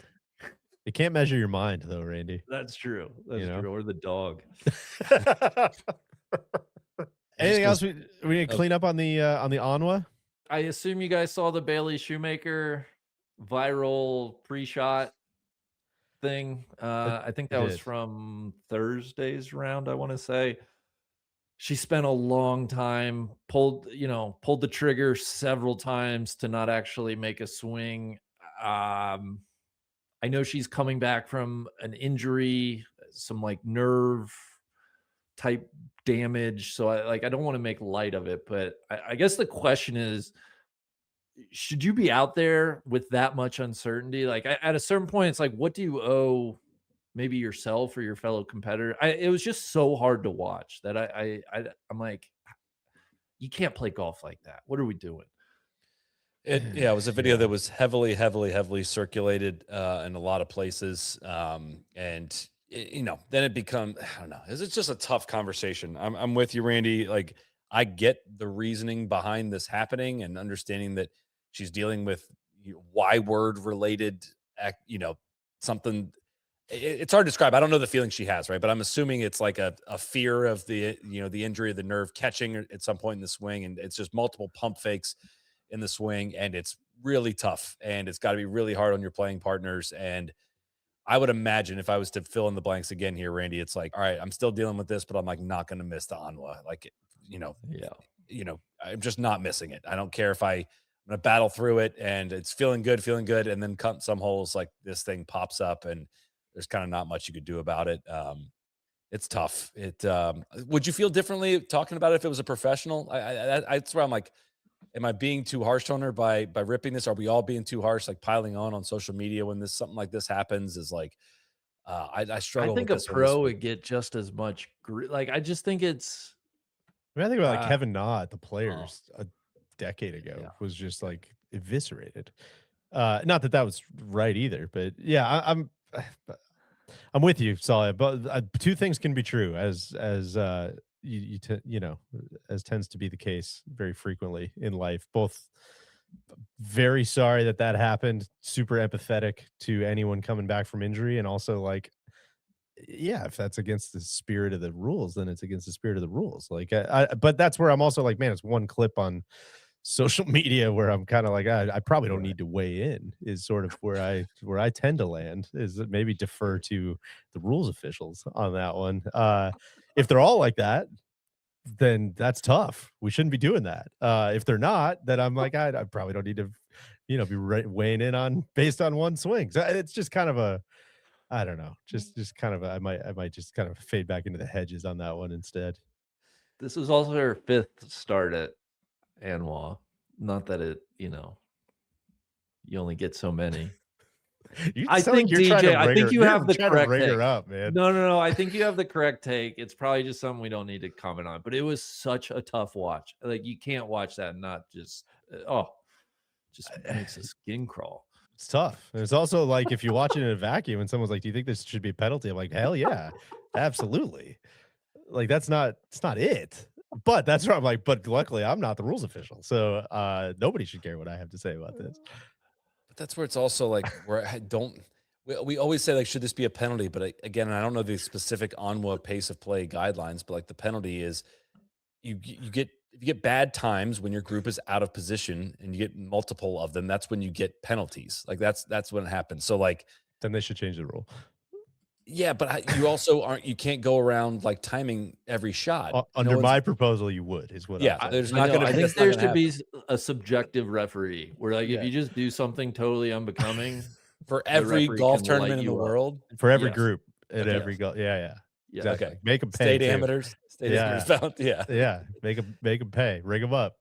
It just always, this conversation just always seems like, very easy in principle, very different in application and execution. And if there's people that write rules and enforce them all over the place, and they haven't been able to figure this one out, leads me to say it's not as easy as we'd like to make it at times, is my overall point. Help but wonder what our guy CB Buckner would have had to say about that one. He was. I got that one too. Baseball did the pitch clock. How hard can this? That's one ball. There's like 70 balls in play at a time. It's not that easy. Oh man. But also, if you're looking at this, and how is it not a penalty? As you're looking at it, is where it gets really just, the conversation doesn't really go anywhere. So indeed. Should we move on to the PGA Tour? Sure. What happened there today? Deep into the show already here, guys. The Valero Texas Open, where JJ has officially respawned in the truest sense of the term. JJ has respawned. Big shot, Bob McIntyre led by 2 over Ludwig Oberg when play was called for weather on Saturday. They'd played about 6 holes, which meant that we were going to have a marathon day today as we're recording on Sunday. Started about 7:45 a.m. They had to play 28, 30 holes, something like that. Players were in threesomes, so they did not repair for the final round, which is an interesting interesting nugget. Another interesting nugget, Randy. I thought you'd get a real big kick out of this one. I know, what is this? Big Shot Bob was aiming to become the third consecutive lefty to win the Valero after Wow. Akshay and Brian Harmon. Could have been a lefty's paradise. I know you're really flagging that for your Akshay is going to win Augusta. Yeah, maybe love put Big Shot Bobby on there too. Well, now you got me convinced. Spieth, the curse, I know. is off his Spieth. Man, I can't wait for the Masters preview tomorrow. Somehow this isn't the Masters preview. But it was not to be for our guy, Big Shot Bob. JJ Spaun played his front nine and 1 under and then went birdie eagle on 16 and the drivable 17th. The drivable 17th was fun today. Posted clubhouse lead of 17 under. And on a day when I think there was about 7 players that either had or tied the lead, shared the lead at some point, no one was able to run him down. Ludwig shoots a final round 70 to finish 2 back. Matt Wallace finished birdie to finish 1 back. McIntyre made a run. He made a go of it at the drivable 17th. Hit it up there to about 15 feet. Ludwig stuffed it as well with the 3-wood. And Bob made eagle, but he could not birdie the 18th to force a playoff. 18 was a real golf hole. TC and I have the list. The wind flipped. Yeah. TC and I have the list of true par 5s. You know, par 5s are an endangered species in our world today. This was a true par 5. Golf Channel had a great wind graphic up, or NBC. I forget if it was on network or I don't even know. I was watching on my iPad. It was NBC. They had that's a tough that's a little bit damning. But they had a graphic up that basically said, I think the scorecard yardage was like 610 or something. And with the wind, it was playing adjusted to 721 yards. There were 10 birdies there in the final round. So Big Shot Bob hits one out there into, I think he was in the fairway, wasn't he? Yeah. And was trying to ship a 3-wood up there as close as he could to the green. And just absolute toe hook into the mud. It's just a gross golf shot. And then was not able to get it up and down. So JJ Spaun is your winner at the Valero for JJ. This 3rd PGA Tour win. His 2nd at the Valero. He's got 2 Valeros at a US Open, which is kind of sick. And straight up just kind of comes a bit out of nowhere. Soly, I'm going to go to you for reaction. We were just talking about him. Your comment. We were just talking about him. How his game was rounding into form. Look out for this guy in the upcoming events. Soly called him, quote, a replacement level player last week, which was true. He had missed 4 cuts in his last 6 starts. That was a compliment, actually. Yeah, like bad cuts too. The little dolphin cuts, little boy cuts at these signature events, the symbolic cuts more than anything. Just putting up abysmal numbers with the putting. Kind of had fallen off in like just about every category. Finally found some things that clicked this week. 2nd in strokes gained approach, 16th in putting. Yeah, and just a good turnaround for our guy JJ, because like we covered a couple different times, like, yo, this guy it wasn't just the US Open last year. He almost won the playoffs. He almost won the Players. He played solid at the Ryder Cup. Like, he was a stud last year and just had completely fallen off. He had some, I don't know if you guys looked at his post-round press conference at all, but he had some really good stuff. And honestly, I could hear some echoes of what Lauren was saying about her kind of career year in 2024. And JJ's take on it was like, man, I won I felt so free all of last year because I was never supposed to be the guy. I was always just a guy. And all of a sudden I was playing my best golf ever. And it just all felt like such a bonus run. And once I won a US Open and I was close at all these other events, like, I just started putting so much pressure on myself to be that guy every single week that it sounded like it just kind of suffocated him a little bit once the calendar, like once the heater stops, like once the calendar turns over and it is like, no, we're actually into a new season now. It sounded like he was just very open about like trying to figure that out and how it felt to, how it felt to like back up a career year like that. And it sounded like the lights got a little bright for him. And this week he was just like, he was talking about, he's like, it's so funny how golf works, man. Like, this was the week where I was like, hey, I'm finally okay with whatever game I got this week is the game I got. And everybody always talks about the cliche. You don't have to play perfect to win. You don't have to do the yada, yada. And he's like, I just finally like remembered that this week. And he goes out and wins. I mean, it's just very weird game is how you sum it all up. Great trivia answer of that guy played in a Ryder Cup, man. Like, not only that, people were riding for him to be on this Ryder Cup team, or I guess he did automatic qualify, but his putting of the last of so far this year is like, and I put this in quotes, like, let's go back and look at the shot tracker bad. Like at this, he's losing almost a shot per round on the greens, which is he's second worst worldwide, next to Chandler Blanchet in terms of putting so far this year. Like it's been really, really bad. Neil had the chance to bring this up last week, didn't, but now piled on me on social media this week to say the ball striking has been good, is just the putting. He got that from his brother of chiming in a week late on a take, but yeah, I'll own this together today.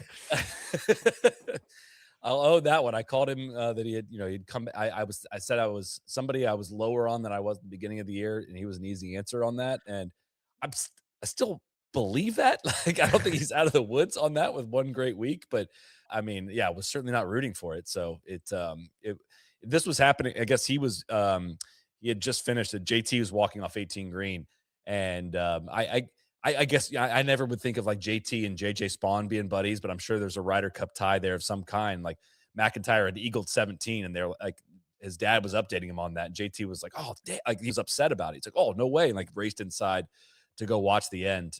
So and maybe the team did get along a little bit better than we realized at Bethpage. But yeah, good for JJ. Great little side door nugget there on the Team USA chemistry. I love it. Yeah, I hope there was something kind of slain here. I wouldn't, I'm not gonna overinflate this that I became just like the JJ Spaun super fan, but I feel like I enjoyed the run more than most last year. I got a kick out of the kind of late career, like holy shit, I might have figured it out type of feeling. As I think it reminds me of people like Lauren. We were kind of talking before we came on. I even think their golf swings kind of remind me of each other's. Maybe I'm not a golf swing guy, but they just have very compact, very like old school style golf swings that I just really like watching. And I don't know.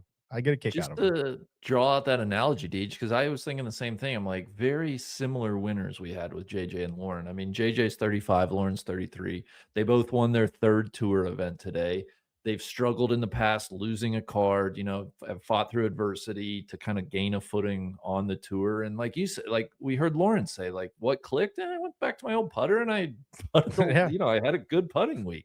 And it seems like that was kind of the case with JJ finding a putter out of nowhere. So yeah, there's nothing off-putting about JJ Spaun. And I think that's like, I don't mean to damn with faint praise there, but I don't like root against him. And I'm not, it's not a turnoff when he's in contention coming down the stretch. Like I'm like, okay, JJ Spaun, and I feel like it helps as high of a compliment as I can give him, maybe. Well, it helps that nothing about Oakmont felt like fluky. Like I just feel like we don't get fluky major winners anymore. I mean, who knows? Famous last words. We'll see what happens this week, but it's just really hard to unsee when somebody goes out and just kicks the door open like that. You kind of have that in the back of your head forever to the point where it's like, well, now when he's playing shitty, it's like, well, come on, man. Like, I know I didn't make that up. Like, that's not, come on, that's not who you are. Don't retroactively make this a fluky win. Yeah, like you earned that. Like you beat that field on a really, really tough golf course. He said, I was just looking through his transcript, looking for him talking about putting, but I was spiraling every week, not hitting it how I wanted to, then changing my swing and working with my coach and neglecting the short game and putting. Next thing you know, my whole game was a mess. And I don't know that we've heard Max talk about that of like working through your swing. Who cares about my putting? I'm putting for double. Like, it doesn't matter. So, good for JJ. Good for JJ. Is he an interesting guy next week? Probably not. No. Or this week. I'll triple down on that. I don't know about that. The U.S. Open win is his only major top 10, so I think that's still, kind of a bit of a barrier there. Saul, you want to throw any bulletin board material out there? I will apologize if he top 10s. How about that? Okay.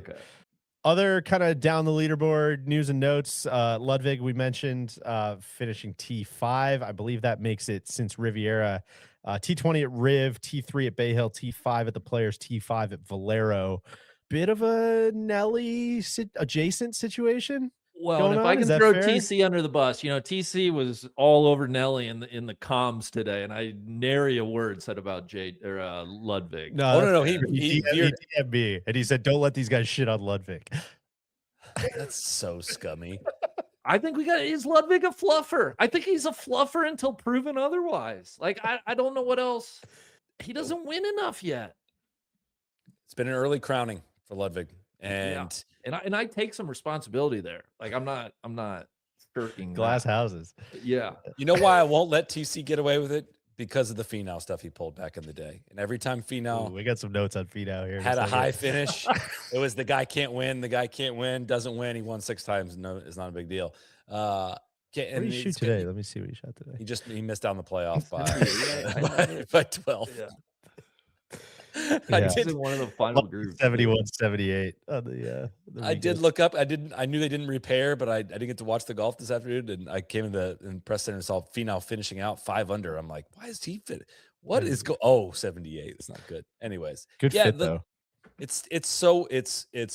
He's in a really interesting Fleetwoodish spot right now of like, and granted, he got the, obviously he won Genesis, he won RSM, like we've seen him win, but it's fresh in our memories of like getting up near the top of the leaderboard and doing the wrong stuff really, really hard. So obviously the players, and today back 9 was. I mean, do you blame it on conditions? Of course, conditions. Yeah, it have was a to play weird little, but like he's leading in the final round. I just don't know if we're as critical. Maybe we need to be more critical. Like, I think this, yeah. I think this week, so I get what you're saying with the Finau stuff. You gotta play good a lot in order to be labeled not that good. You got to constantly be on people's mind and finishing in the top 5 to be like, this guy stinks. Right. Super weird how we treat people like this. I'm but I want to be opposite TC on this, and I want TC to own this at the same time. A couple things. I think that he's the rare instance when he says like, oh, the player's like, you know what, I thought about it and I'm kind of over it. I'm like, I kind of believe him, actually. I don't know, man. I think he gets over this stuff like pretty quick, to the point where he might be the player I'm most excited about watching this week. Huge week for him, right? And that was gonna be the second thing, is like T5 at the Valero, he didn't get it done in like a weird 36 hole day. Like, who cares if he's leading going, on the 3rd hole on Sunday at the Masters and he doesn't get it done? Is like, yo, all right, now we can have a different conversation. But if he's leading 3rd hole of the Masters, would you be more surprised if he got it done or didn't get it done sitting here right now? Like, right now, I'd be more surprised if he got it done. Yeah. It's a good framing of the question, and I would agree with you. I'm a journalist. Thank you.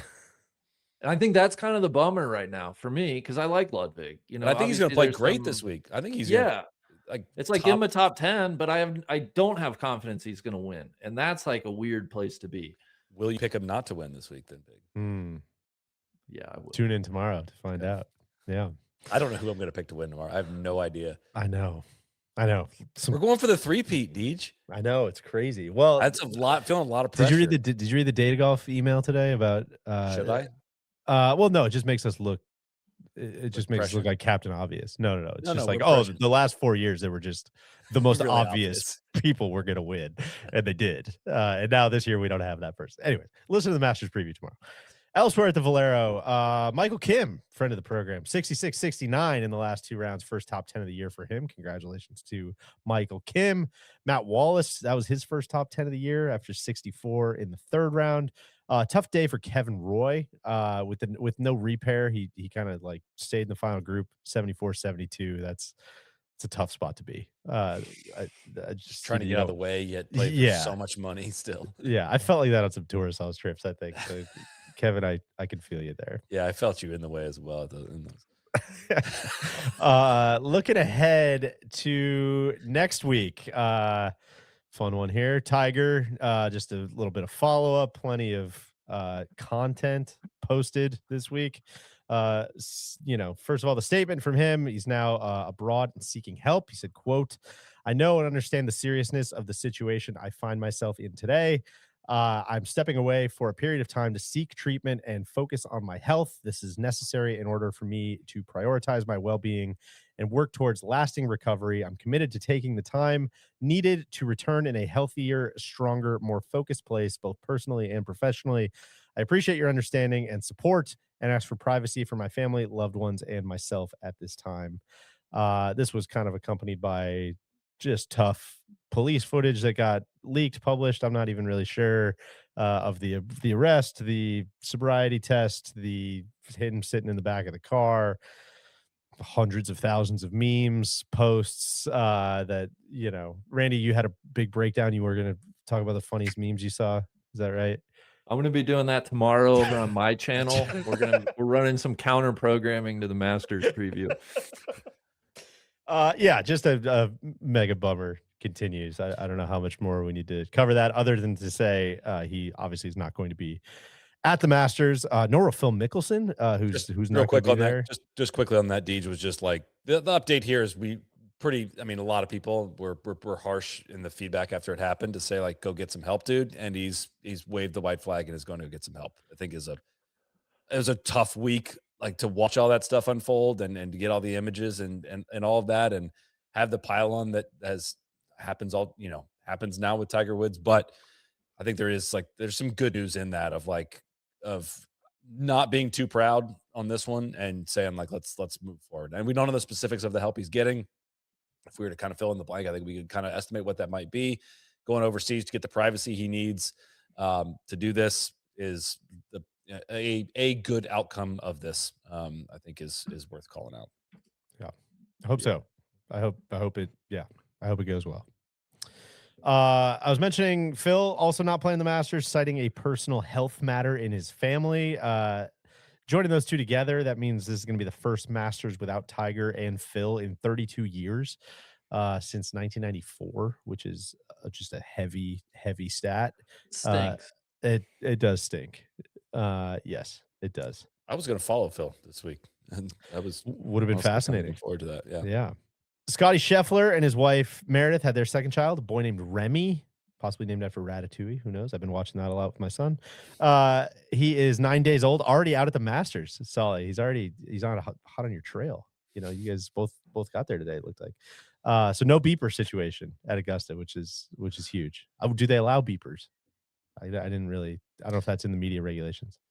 I think for past champions, I think you're able to have your phone. And then a couple other things I had in here. A couple other notable Masters absences. There are probably more. These three just happened to jump off the page at me. Ricky Fowler is going to miss out on the Masters after missing the cut this week in Texas. I think he needed to. Did he need to win this week? I think to get in. I don't know that he was particularly close. But that's now 5 times in 6 years that Ricky's missed the Masters, which kind of was a jarring stat to see. He's only played it once since the 2020 Masters. Tom Kim, Soly, your boy. I'll just say, hold on, double clicking. Ricky obviously is, when we were talking about that Fleetwood, Finau, now maybe Aberg, like Ricky was right there, For sure. Yeah. 100%.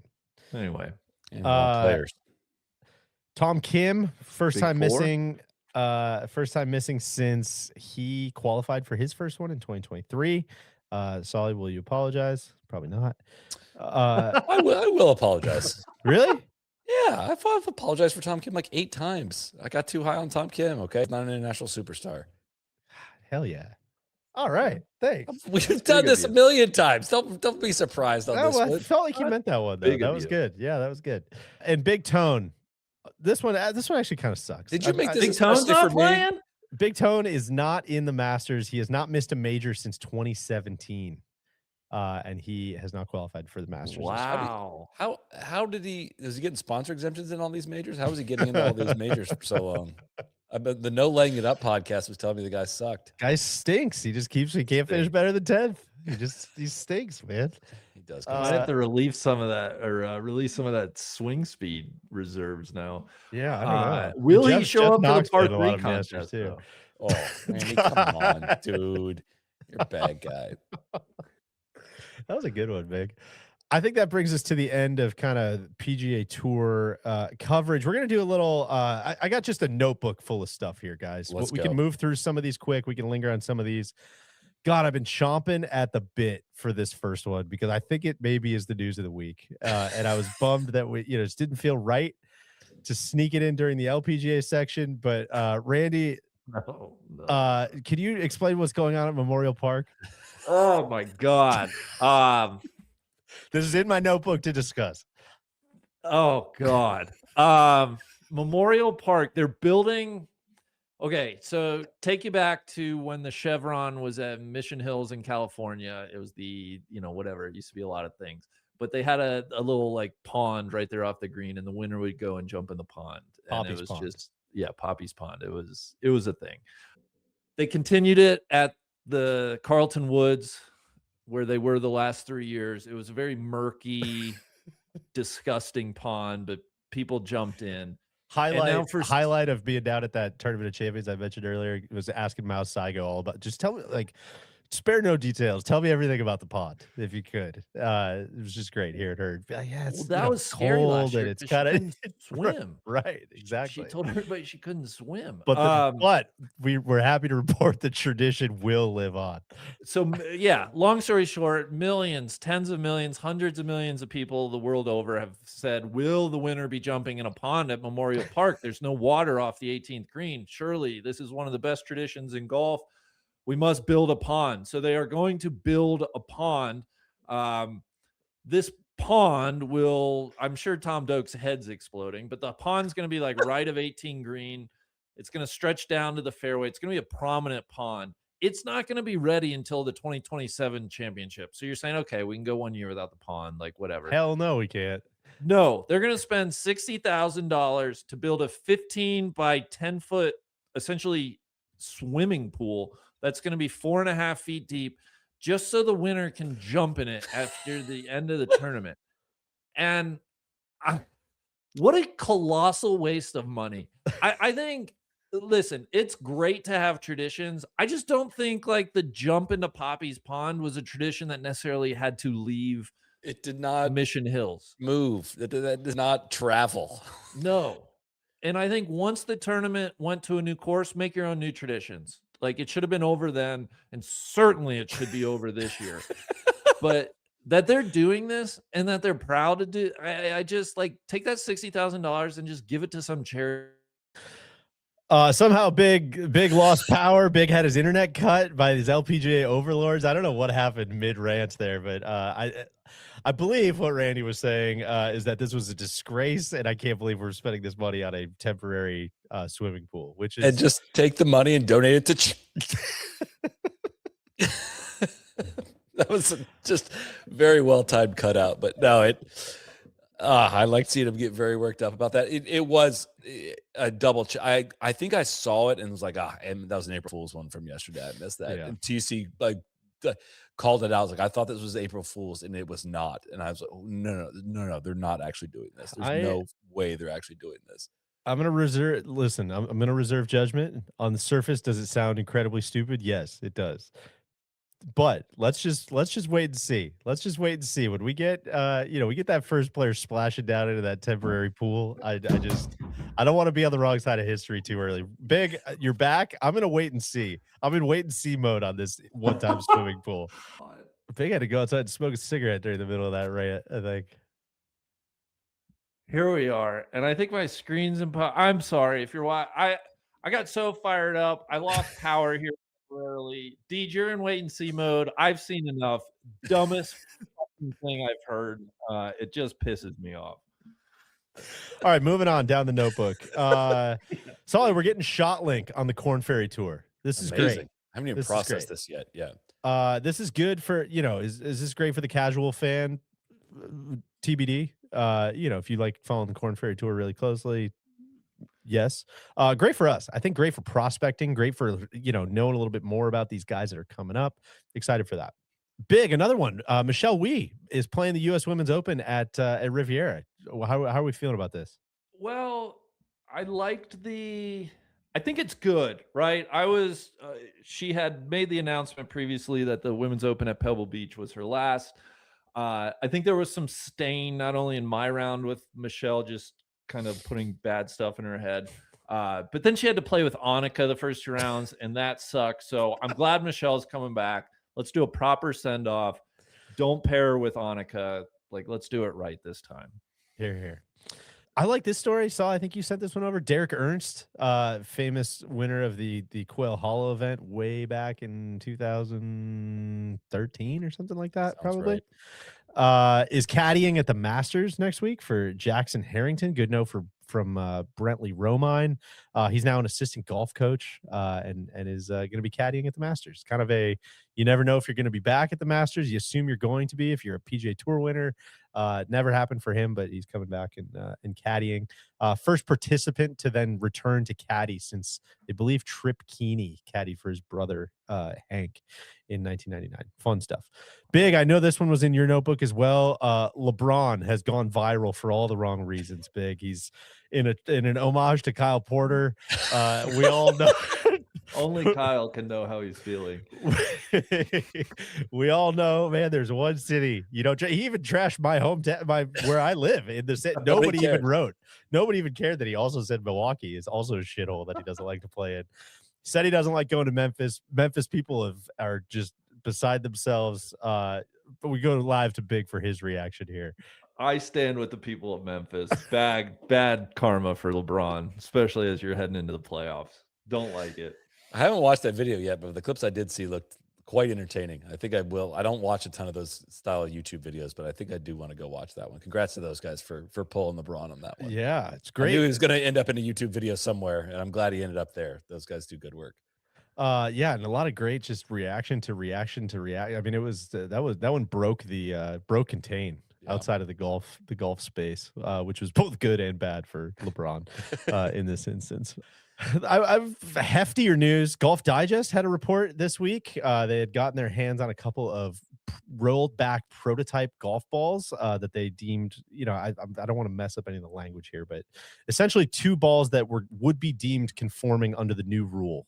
And they did some serious testing on those golf balls to show how those were going to affect a bunch of different players at various skill levels. I thought it was a very interesting read, something fun to look at. They spelled out their whole methodology and what they were doing and what kind of spin rates and what kind of launch angles, a lot of different stuff that they were looking at it, and they kind of said, hey, here's what the results were. I don't know if this was an all-encompassing, this is exactly how it's going to go 4 years from now, and this is rolled out. I don't know if this was more of a science experiment with 2 golf balls. I don't know, Soly, if you had anything more or less on that, yeah. but it was an interesting read nonetheless. It's one of those, we can either make this a 2-minute convo or like a 45-minute convo. We're going to try to keep it on the 2-minute end, 2-minute end of that. We're happy to break this out maybe in a future week, maybe not into Masters week, but it's an interesting, robot test, I think, of 2 in theory balls from they do not list who the manufacturer of it is.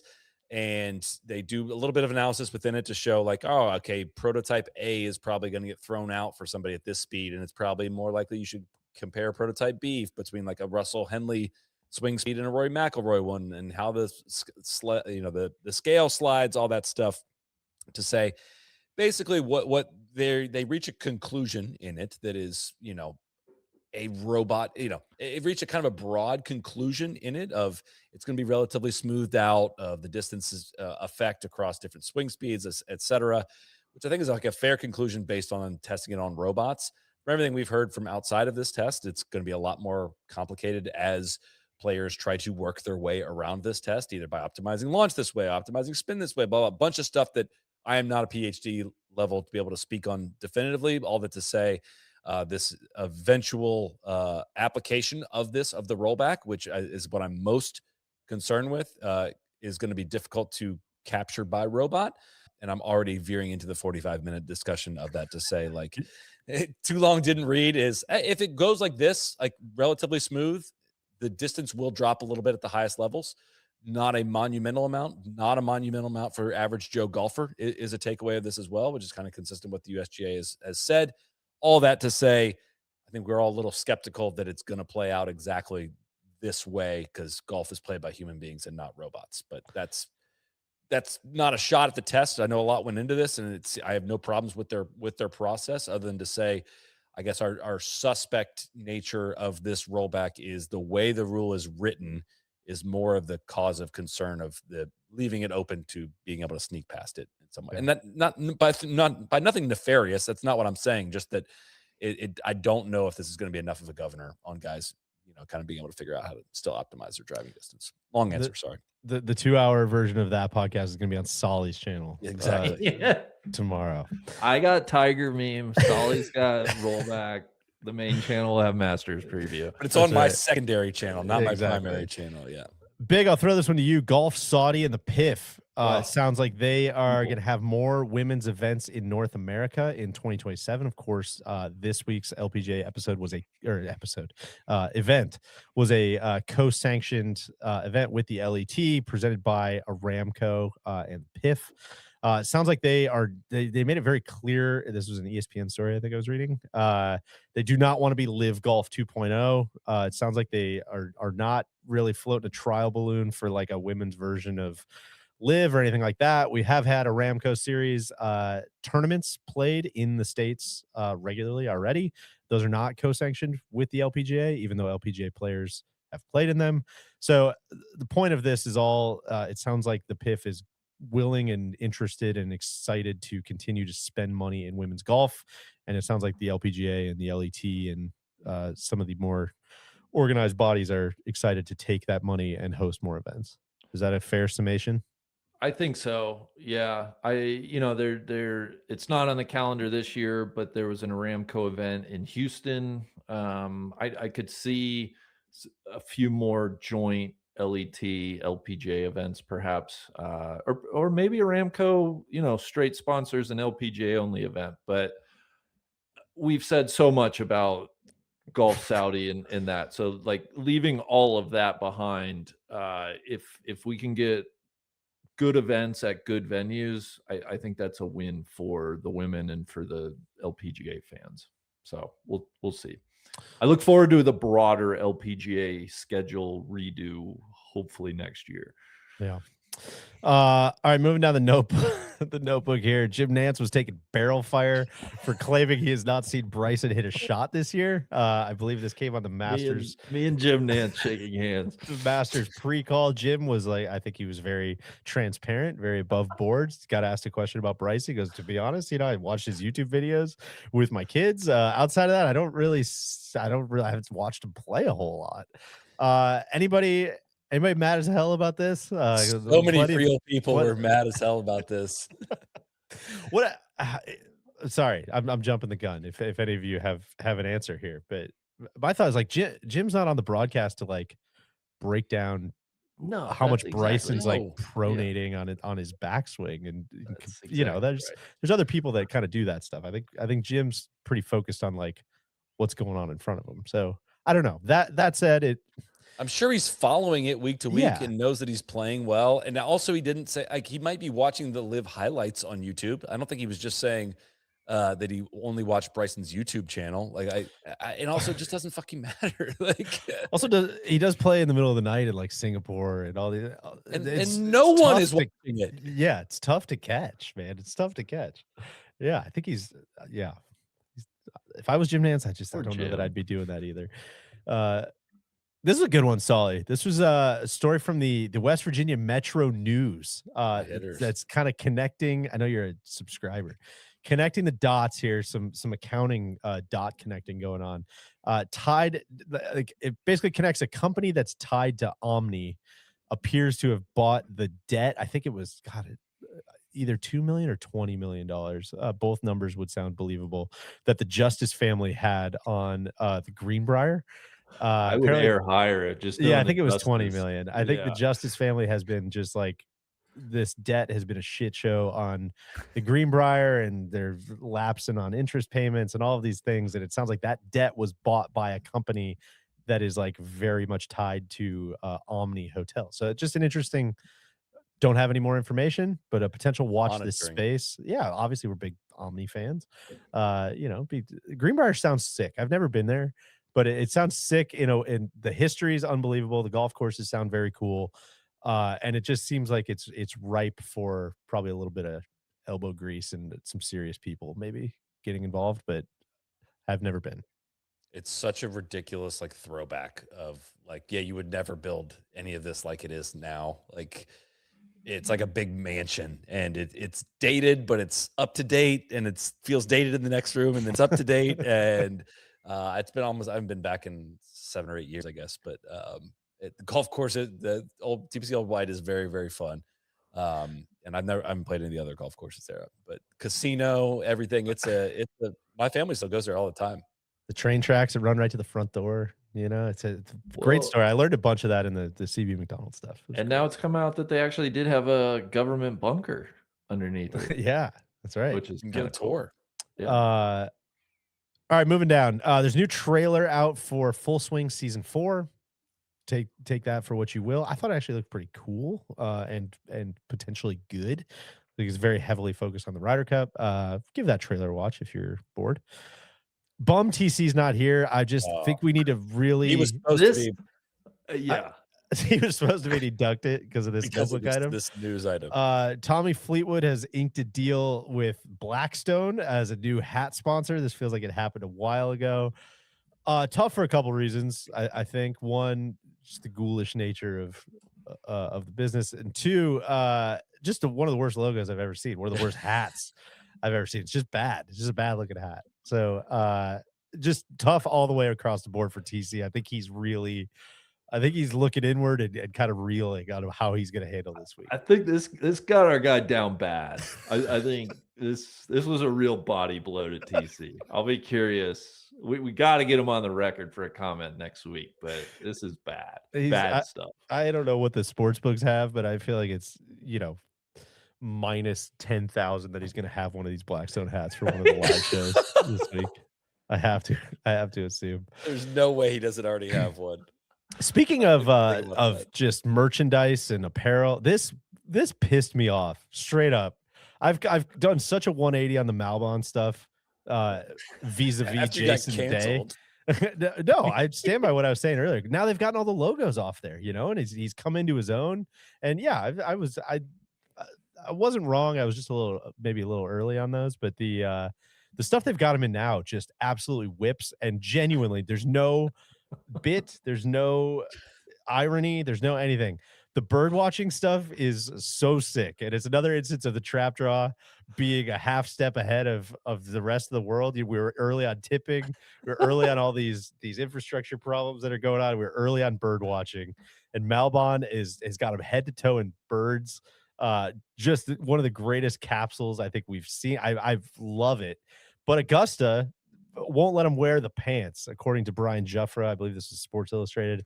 They won't let him wear these bird pants. It looks like kind of like a toddler sort of like pajama outfit when you really like zoom out. But once you get in there, the details are unbelievable. Great story about Malbon just texting Jason Day all these bird calls.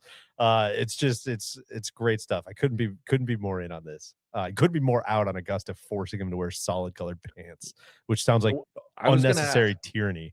Okay, that's the rule. Yeah. I don't know if that's a rule. No, it's not a rule. It's an eye test, which usually obviously would support. But this is I don't know. For you. It is a tough spot.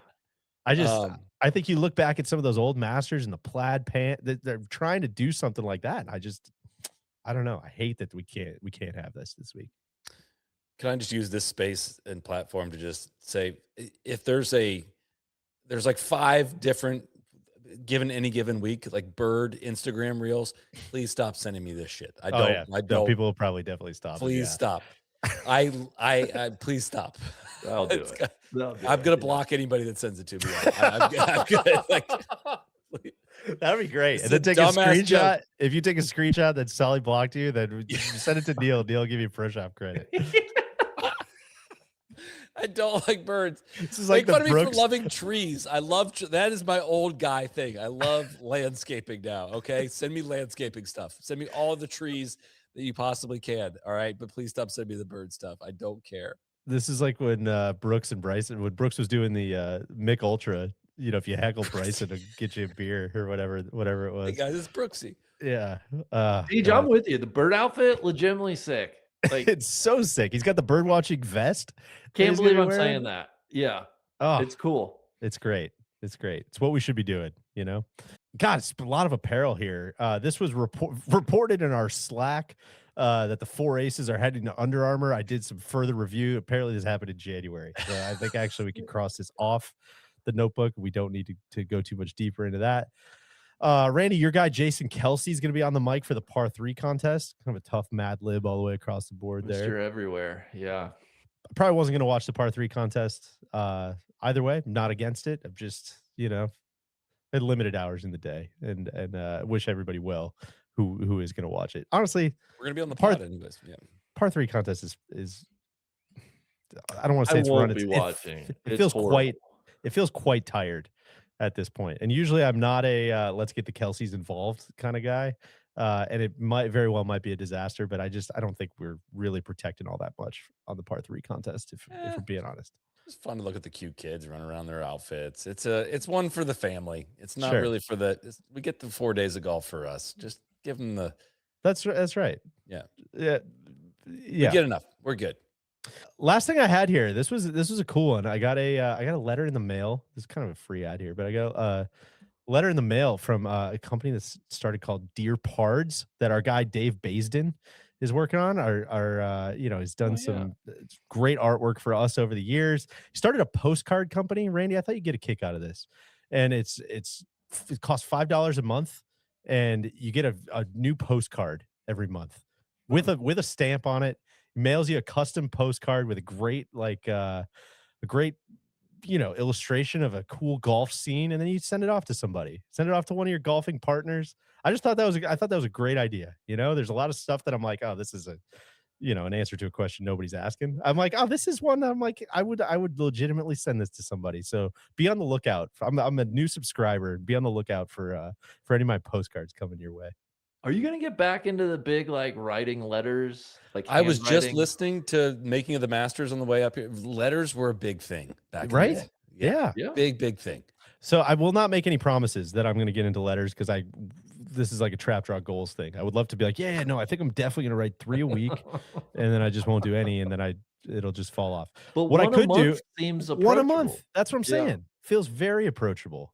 And Dave's great, and I love looking at his pictures. Just custom writing involved. It was just it was a little heartwarming, kind of thing getting off the starting block. So I wanted to shout them out. That's what I got in the notebook, guys. That's wide-ranging conversation today. Did not think we were going to get 2 hours out of this one. Holy smokes. Every week, man. We've said it the last 2. Yeah. Busy time in the golf calendar. A lot ahead. Speaking of which, Masters Week is here. We'll have a ton of content for you coming this week. We're going to have a preview episode. We're going to go live around 4 p.m. Eastern time, No Laying Up Podcast YouTube channel. That'll be in your podcast feed overnight, doing our official Masters preview. We're going to do a Wednesday afternoon show as well, a little kickoff show, a little frothing show. A lot always happens between Monday and Wednesday. We're going to do all that. And do our final check-in before play starts Thursday. We will have live shows brought to you by Titleist Thursday through Sunday. Myself and Neil are going to be on site. Neil gets in a little later this week, but I'm going to be out scouring the grounds every single day. And we're going to be doing lots of shows. It's going to be a great week. It's the best week of the year, and we get so much awesome engagement and interaction with everyone. So get in the chat, come and watch live after every round of play, and we'll have lots of things to laugh about, I'm sure. Maybe a Beluga's Big Board on Wednesday, maybe, which I only say just from if you've got a nugget that you want considered for the big board, send that over to NG Shoe, see if he could work that into his models. It'd be really interesting. It'd be very interesting if we had one of those for Wednesday, but no, I'm chomping at the bit. Again, I listened to the audiobook Making the Masters on the way up for the drive. I've listened to it before, but just reiterating all the history of the event, and that's not what the shows are going to be about this week, but it is just like a holy shit, man. You just little something in there where it's like, yeah, Clifford Roberts had some engineers put a little flat spot in the fairway on 9 because where his drive was going to end up, was going to be on 2 severe, and you go out there and look, and it's still there. It's still there, and you can see the little flat spot. And God, I wrote down a couple other just amazing notes of details of, do you know Augusta held a senior PGA before it became the senior PGA back in 37 and 38? Did not know that. German prisoners of war worked on the course at the end of World War II. When they came over, they were stunned to see that New York City was still standing because all the propaganda had said that New York City had been leveled by the Germans. But they worked on the golf course at the end of the world in 44 and end of 44 and the beginning of 45. Probably worked And on Ruin 7. yeah, so there's just like so much amazing history, man, and I'm very excited. Anyways, Will you join send us me a for all the- postcard if they got one in the gift shop? I will see if I can. Yeah, All right. that's a good call. And if you haven't already, go check out the return of Wild World of Golf this past week on our YouTube channel. Last Man Standing, which we filmed at Casa de Campo earlier in January. A little top chef, Survivor mockumentary, if you will, of that. A very, very fun reality series that we did, which was Best extremely comment. The best comment I saw was somebody be like, "This is so stupid. It's like a worse version of Top Chef." Like, yeah, no, that was like, yeah, that was You kinda got the- it. Yeah, no, that was kind of the point. That was the idea. Yeah. So check that out. It was we've enjoyed seeing the feedback on that one. Greatly appreciate everyone watching that one. So Good 2 stuff, hours guys. right before Masters Week. We got to pace ourselves this week, guys. Oh, we're But, limbering up, man. We're getting ready. We're like a lot of those people to Valero. We are stretched using it as a out. prep week. Yeah, that's right. Stretched out. So thank you everyone for tuning in. Join us 4 p.m. Eastern time on Monday for a live preview of the 2026 Masters. And thank you very much for tuning in tonight. Crack on. Cheers.